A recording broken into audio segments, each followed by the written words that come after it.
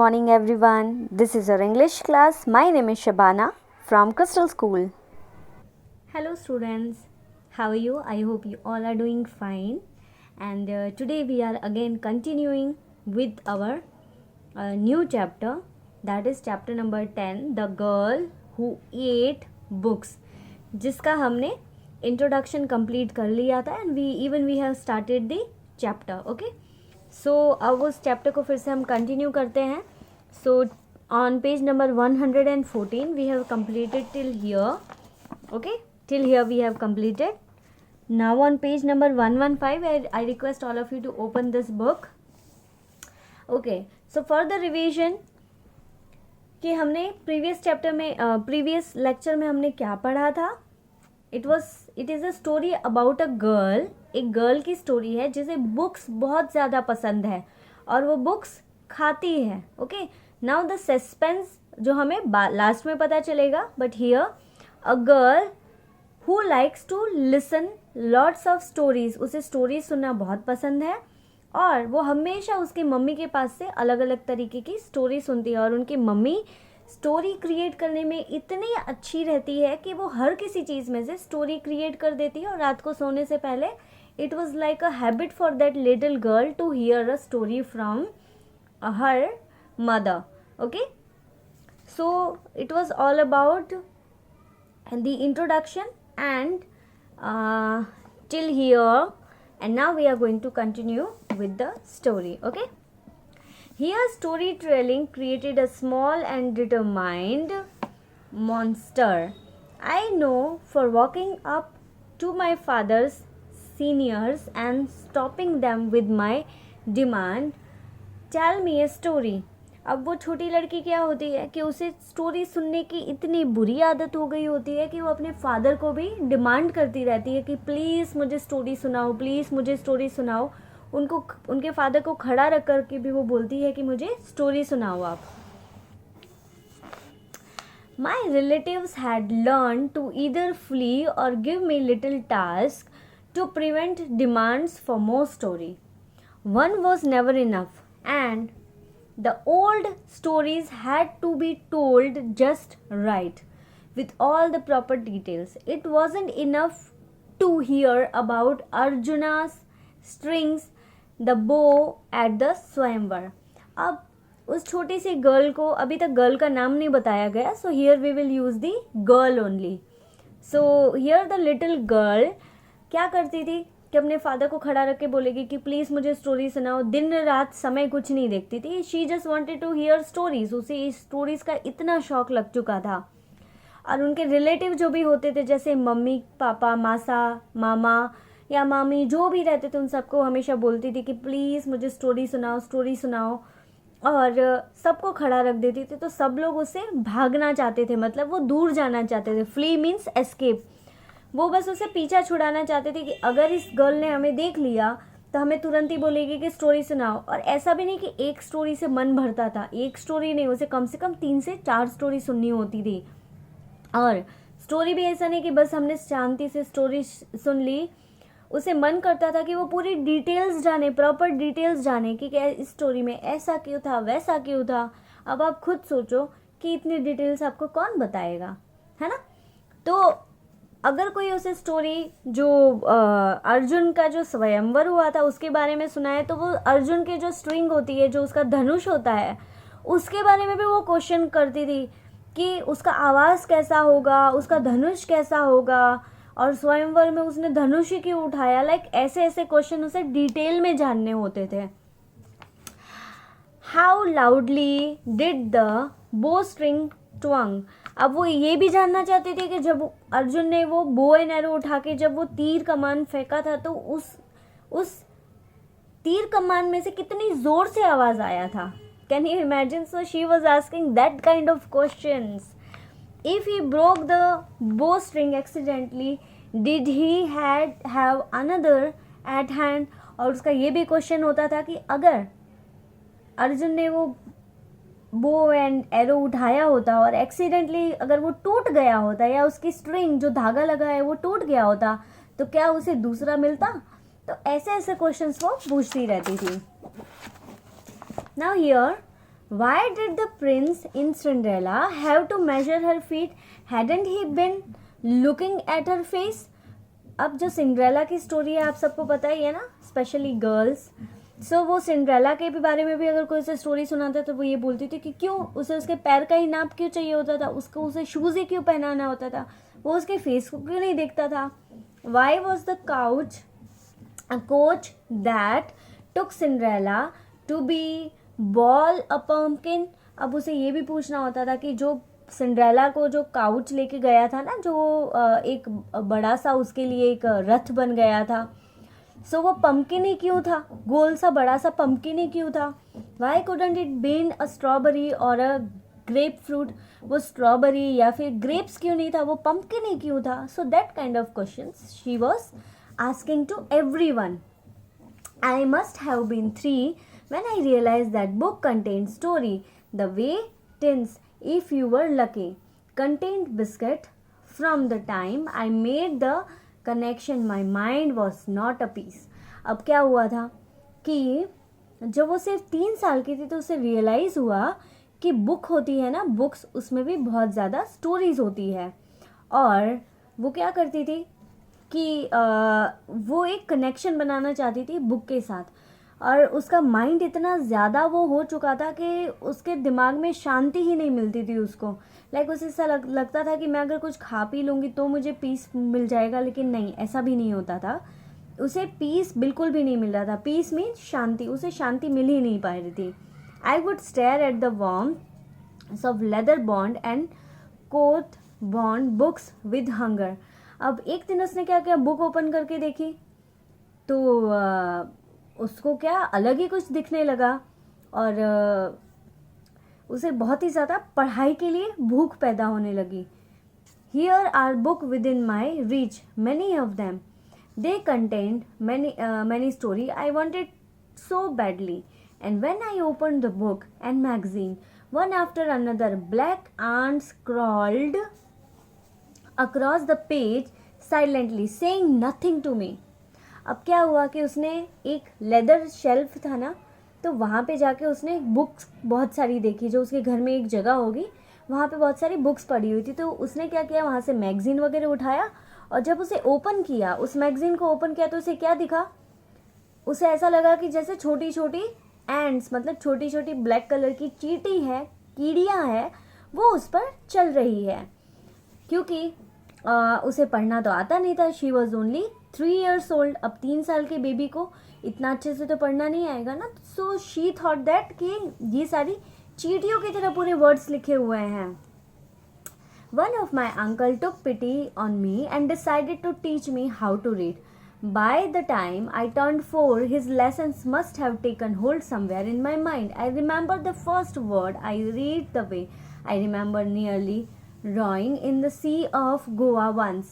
The shock of salty water rushed into my nostril. The memory is that clear.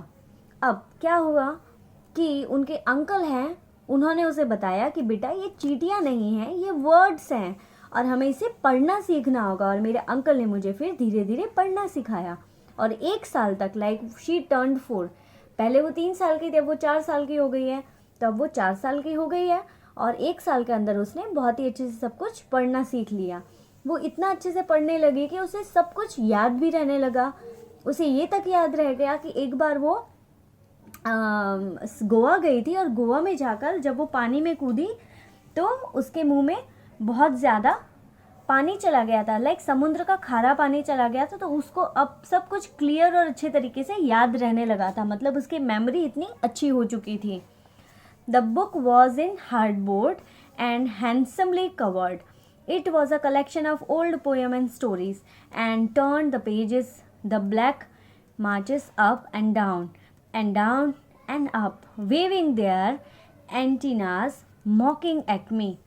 अब एक book पड़ी थी shelf के ऊपर, बहुत ही अच्छा सा सुंदर सा उस पर कवर लगा हुआ था. उसके अंदर एक ओल्ड पोएम्स और स्टोरीज बहुत सारी लिखी हुई थी, और बहुत सारी जब उसने ओपन किया तो उसे दिखाई दिया कि बहुत ही ज़्यादा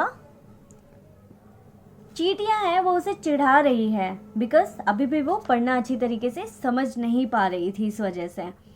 और अब उसने क्या किया होगा, सो ग्रेजुअली उसने यही किया होगा ना कि वो धीरे धीरे सीखना शुरू किया कर दिया होगा, है ना। Now let's see, then they slowed, then the words came into focus and I could see them here and clearly as thought someone had said the word in my mind। अब यहाँ पे उसे क्या लग रहा था, जब उसने पढ़ना शुरू किया था तो उसे ऐसा लगता था जैसे चींटियाँ वहाँ पे चल रही है इस तरीके से, और वो एंटीना अपने ऐसे ऐसे करके हिला रही है और उसे मॉकिंग मतलब उसे चिढ़ा रही है, टीज कर रही है। पर धीरे धीरे उसने पढ़ना सीख लिया और सारे जो वर्ड्स थे वो धीरे धीरे उसे क्लियरली फोकस में आने लगे और वो उसे लगा कि अब मुझे धीरे धीरे सब सारे वर्ड्स समझ आ रहे हैं और उसके दिमाग में वो सारे वर्ड्स बैठ भी रहे हैं। Slowly silently now the moon walks the night in her tent soon. सो अब क्या होता है कि ये जो लाइंस थी वो उसने पढ़ना शुरू किया और वो बार बार इस लाइंस को पढ़ती जा रही थी और उसे धीरे धीरे इसका मतलब भी समझ आने लगा और ये लाइंस उसके माइंड में वर्ड्स बार बार उसके दिमाग में घूम रहे थे। Okay, I said the lines over and over to myself, और ये लाइन्स वो बार बार अपने आप से बोल रही थी। What I was revealing means getting great pleasure, और ये सब पढ़ के उसे बहुत ज़्यादा अच्छा महसूस हो रहा था। रिवीलिंग मीन्स अच्छा फील करना। It was not the words, ये सिर्फ वर्ड्स नहीं थे और even images created by them. It was sense of power of owning some words that last after having a bag from the adult for so long. उसे इतना अच्छा feel हो रहा था पढ़ने के बाद, बुक्स पढ़ने के बाद, कि उसे अलग अलग तरीके के इमेजेस उसकी आंखों के सामने आ जा रहे थे और उसे ऐसा फील हो रहा था कि मेरे पास कुछ पावर आ चुका है। जैसे आप कोई चीज़ खरीदते हैं तो आपको अच्छा फील होता है ना, और आपको ऐसा लगता है कि वाओ मेरे पास ये चीज़ है, जैसे आप में कोई टैलेंट हो अच्छा। अब यहाँ पे सोचिए उसे रीडिंग करना नहीं आता था और अब उसे रीडिंग करना आ चुका है, तो उसे कैसा फील हो रहा है, एक पावर फील हो रहा है। फॉर एग्जाम्पल दैट कि अगर आप एग्ज़ाम में अच्छे से परफॉर्म करते हैं और आप इमेजिन कीजिए कि आपका फर्स्ट नंबर आ रहा है, तो आपको अच्छा फील होगा ना, आप प्राउड फील करेंगे, आपके पास पावर जैसा फील होगा कि येस मैंने मेहनत की और मेहनत की मुझे अच्छा सा रिजल्ट मिला। So you will have that power in you of owning something. Owning means कुछ आपके पास खरीदना, कुछ पा लेना। अब उसके पास उसने क्या ओन किया था, उसने क्या पाया था, उसने रीडिंग करना पाया था, रीडिंग उसे करना अच्छे से आया था और उसे ऐसा लग रहा था कि जैसे कोई बड़ी सी चीज़ किसी ने उसे दे दी हो। I turn the page and there were no ends, only the words, each word marched alongside another until I had read a complete sentence. Shoon, I said to myself, not knowing that it was merely an old-fashioned word for shoes. Shoon, shoon, shoon. अब जब उसने धीरे धीरे पढ़ना शुरू किया, pages पलटना शुरू किया, तो अब उसे पता चला कि अब सारी एंट चली गई है, अब उसे वर्ड्स प्रॉपरली समझ आ रहे हैं और हर वर्ड के बाद एक वर्ड था जो कंप्लीट सेंटेंस बनाता था और कंप्लीट सेंटेंस से एक कंप्लीट मीनिंग निकलता था, है ना। और ये सारी चीज़ें हमने ऑलरेडी ग्रामर में भी पढ़ रखी है। और शून, अब शून के बारे में उसे पहले नहीं पता था, लेकिन एक शून को ओल्ड इंग्लिश में, लाइक पुरानी इंग्लिश में शूज़ को ही बोलते थे। तो उसे जैसे जैसे वो पढ़ती गई उसे मतलब भी पता चलता गया। It was magic being in a house filled with books. I wondered how long it would take for me to read all stories that all of them contained. अब वो बहुत ही ज़्यादा उसे मज़ा आने लगा पढ़ने में। अब उसने क्या किया, उसे एक मैजिक की तरह लगने लगा और वो सोचने लगी कि इस पूरे रूम में जितनी भी सारी बुक है, मैं अगर उसे पढ़ लूँगी तो मुझे कितना मज़ा आएगा। और जस्ट इमेजिन कि ये जितनी सारी बुक्स है उसमें अलग अलग तरीके की स्टोरी है और अलग अलग तरीके का मैटर है, तो मुझे पढ़ के कितना अच्छा फील होगा। तो वो जस्ट इमेजिन करके उसे बहुत ही ज़्यादा मज़ा आने लगा। I checked to see no adults were watching and stole the book off the divan. I took it under dining table, sat on the cool pink mosaic tile and hanged the book closer. If the words sounded that good, I thought, how would they taste? अब क्या किया उसने, उसने एक book पढ़ ली थी, अब उसे मन किया कि वो दूसरी बुक पढ़े, तो उसने रूम में एक ऊपर की तरफ एक बुक रखी हुई थी, उस बुक को नीचे उतारा और डाइनिंग टेबल के नीचे लेकर वो चली गई और वहाँ पे वो बैठकर सोचने लगी कि ये बुक जो है, ये वर्ड्स जो है, जो सुनने में इतने अच्छे लगते हैं, सुनने में मज़ा आ रहा है, तो वो अगर मैं टेस्ट करूँगी, अगर मैं उसे चख के देखूँगी तो वो उसका टेस्ट कैसा होगा। तो अब उसे मन किया कि वो वर्ड्स हैं, जो वो लिखे हुए वर्ड्स हैं, उसे वो खाना भी चाहती है और टेस्ट करना चाहती है कि उसका स्वाद कैसा होता है। जस्ट रिमेंबर कि अगर आप पानी पूरी खा रहे हैं तो आपको टेस्ट कैसा आएगा, आप आइसक्रीम खा रहे हैं तो आपको टेस्ट कैसा आएगा, वैसे वो बुक के वर्ड्स को भी टेस्ट करना चाहती थी। Tentatively, I licked the page. The words shone and silver and moon had a bitter taste of them. I turned another page in the book and tasted the text there. Close up, the paper smelled like cookies. अब क्या हुआ? Tentatively means in a way that shows uncertainty, मतलब temporary, छोटे से समय के लिए। उसके दिमाग में आया कि चलो मैं ट्राई करती हूँ, तो उसने क्या किया, पेज था ना, उसे लिक किया। लिक मीन्स उसे टेस्ट किया, अपनी टंग से टेस्ट किया। जैसे आप कोई भी चीज़ नई ट्राई करते तो अपने मुंह पे पूरा का पूरा नहीं खा लेते, पहले आप उसे अपनी टंग से टेस्ट करते हैं ना। तो उसने भी पहले छोटा सा उसे थोड़ा ऐसे लिक करके देखा, जैसे आप आइसक्रीम को लिक करते हैं ना, वैसे उसने बुक के पेज को लिक करके देखा। और कौन से वर्ड्स थे तब वहाँ पे? शून मतलब शूज़, सिल्वर एंड मून। तो ऐसे वर्ड्स को उसने लिक किया, लाइक आइसक्रीम की तरह उसने थोड़ा सा चाट के देखा। वो उसे बिटर लगे, मतलब वो वर्ड्स थे वो उसे कड़वे लगे। आई टर्न अनदर पेज, और उसके बाद उसने एक पेज फिर से टर्न कर लिया, और जब वो टर्न करके पेज उसने फिर से उसे लिक किया तो उसे कैसा लगा? कुकीज़ की तरह लगा। कुकीज़ मीन्स उसे बिस्किट की तरह उसका स्वाद आया। The smell was tempting that I slowly tore off the corner of the page with my teeth. Then I pinked.